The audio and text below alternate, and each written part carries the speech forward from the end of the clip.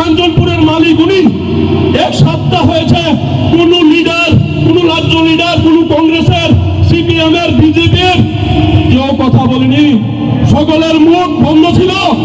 কেন? উনি অন্যায় বলেনি।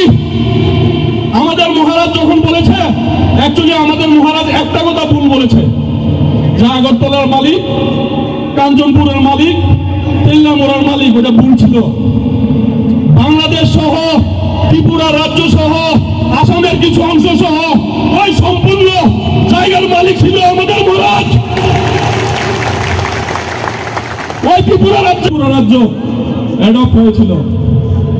সেই ভিত্তিতে 1971-এ বাংলাদেশ থেকে আমাদের ভাইরা এখানে প্রবেশ সংখ্যা ছিল, এখানে প্রবেশ করেছে। কিন্তু আজকের দিনে আমরা করবে না। লাস্ট এক বছর